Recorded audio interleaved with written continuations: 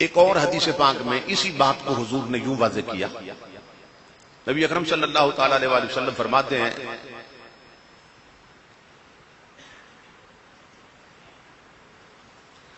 کہ جو شخص دوسروں کو نیکی کی ترغیب دیتا ہے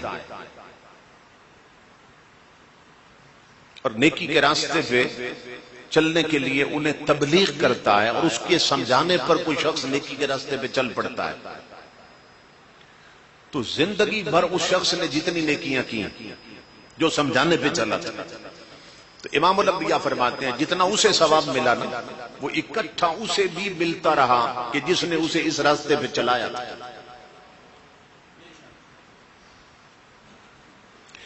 تیسری حدیث بھی حضرت صلی اللہ علیہ وسلم کی اسی مفہوم کو واضح کرتی ہے.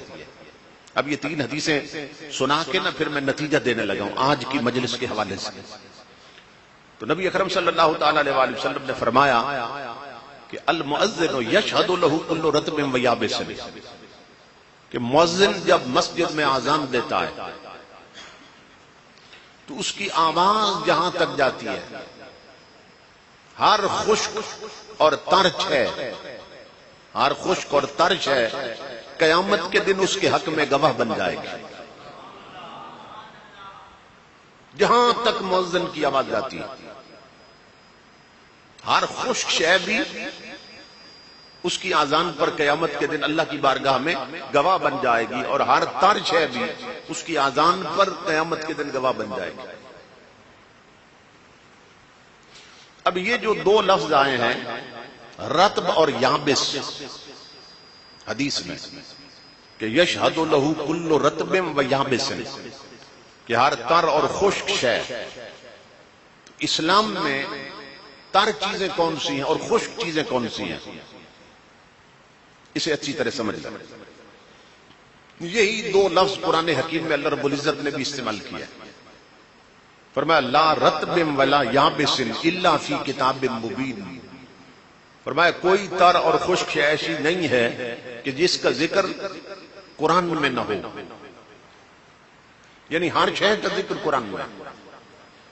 تو خشک چیزیں کون سی ہیں کہ جن میں جان نہیں ہوتی، جو بے جان ہے، اور تر چیزیں کون سی ہیں جو جاندار ہوتی ہیں، جن میں جان ہوتی ہے. یہ اسلام میں تصور ہے تری کا اور خشکی کا، کہ خشکی موت کی علامت ہوتی ہے اور تری زندگی کی علامت ہوتی ہے.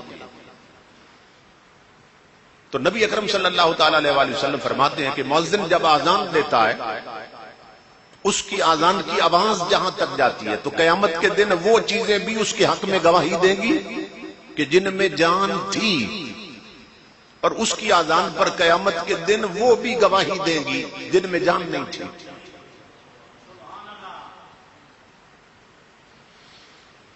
یعنی مؤذن یہاں مسجد میں اذان دیتا ہے تو یہ مسجد میں جو لگی ہوئی اینٹیں ہیں یہ بے جان ہے، جو سیمنٹ لگا ہے یہ بے جان ہے، جو آپ کے گھروں میں پتھر لگے ہیں بے جان ہے، جو زمینوں میں ڈھیلے پڑے ہیں مٹی کے بے جان ہے.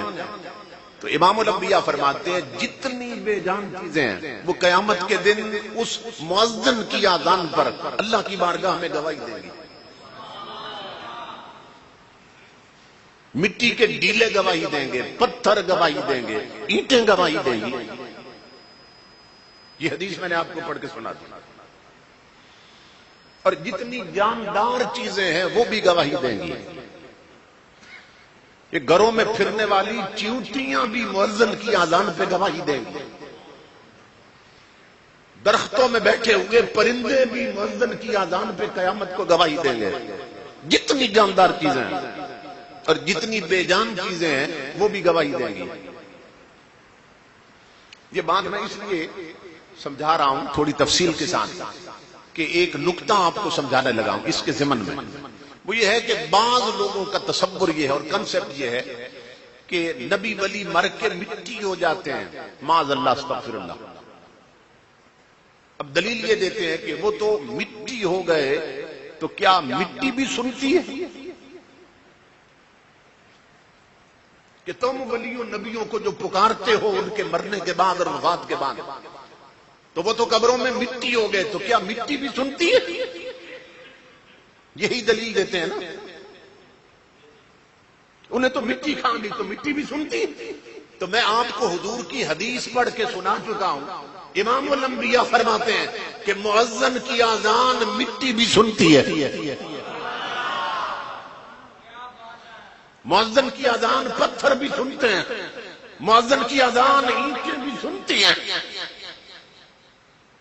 اور حضور نے کیا فرمایا حدیث میں؟ یشہد لہ، اس کے حق میں قیامت کے دن گواہی دیں گی ساری چیزیں۔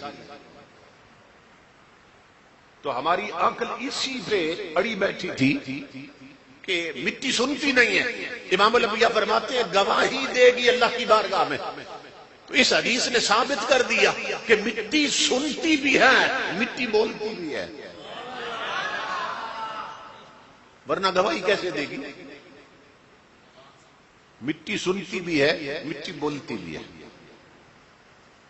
اور امام الانبیاء کے غلاموں، اسی حدیث نے یہ نکتہ بھی سمجھا دیا کہ مٹی سنتی بھی ہے، مٹی بولتی بھی ہے، اور مٹی سمجھتی بھی ہے۔ نہیں سمجھے گی تو کیا بولے گی قیامت کے دن اللہ کی بارگاہ میں؟ اگر سمجھے ہی نہیں ہے کہ یہ آذان کی آواز تھی یا گانے کی آواز تھی، تو کیا گواہی دے گی اللہ کی بارگاہ میں؟ اور اس پر ایک اور حدیث میں آپ کو سناتا ہوں۔ نبی اکرم صلی اللہ تعالی علیہ وآلہ وسلم فرماتے کہ اذا مات حامل القرآن، کہ جب کوئی قرآن پڑھنے والا فوت ہوتا ہے، ناول پڑھنے والا نہیں، فلمی میگزین پڑھنے والا نہیں، رومانٹک کتابیں پڑھنے والا نہیں، کون؟ جو قرآن پڑھتا ہے، خبریں اخبار پڑھنے والا نہیں، جنگ اور نوائے وقت پڑھنے والے کی بات نہیں ہو رہی۔ اس کی عظمت حضور بیان کر رہے ہیں کہ جو اللہ کا قرآن پڑھتا ہے۔ امام الانبیاء فرماتے ہیں جب وہ فوت ہوتا ہے، اس کا جنازہ پڑھ کر اس کی میت اٹھا کے اس کی قبر کی طرف لے جا رہے ہوتے ہیں، تو ابھی وہ قبر میں نہیں رکھا جاتا کہ اللہ رب العزت کی قبر کی مٹی کو آواز آتی ہے۔ اب میں حدیث پڑھنے لگا۔ اللہ رب العزت جس قبر میں ابھی اترنا اس نے، جس نے قرآن پڑھا زندگی بھر، اب اس مٹی کو اللہ کیا فرما رہا ہے؟ اللہ فرماتا ہے لا تاکلی لحمہ، اے قبر کی مٹی خبردار، جو تیرے اندر آ رہا ہے اس کا جسم نہیں کھانا، خبردار اس کا جسم نہیں کھانا۔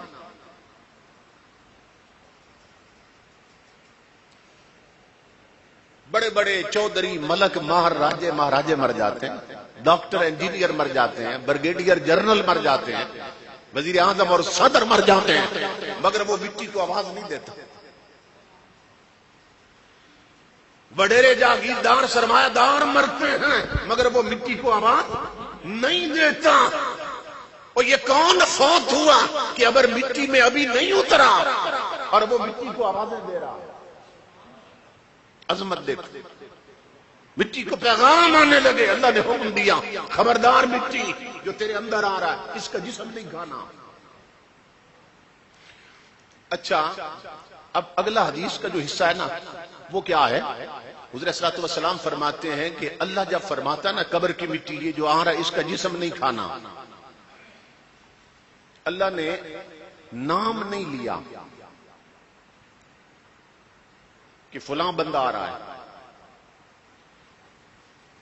اللہ نے اس کا تعارف نہیں کروایا کون آ رہا ہے، صرف فرمایا کہ لا تأکلی لحمہ، یہ جو آ رہا ہے نا اس کا جسم نہیں کھانا۔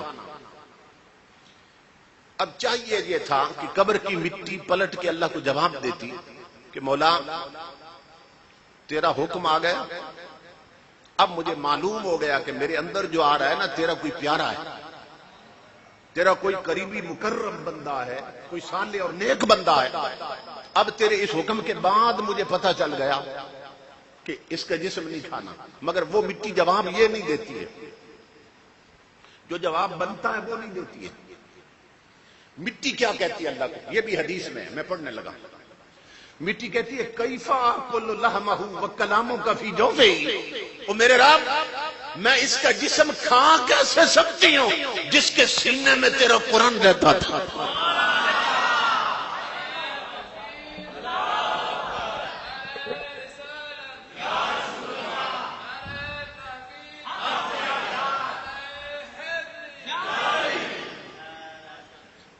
اس کا مطلب یہ ہے جس مٹی کو ہم بے جان سمجھتے ہیں، جس مٹی کو ہم بے عقل سمجھتے ہیں، اور قبرستانوں کی وہ مٹی بھی جانتی ہے کہ میرے اندر نبی کا غدار آ رہا ہے یا مصطفیٰ کا وفادار آ رہا ہے۔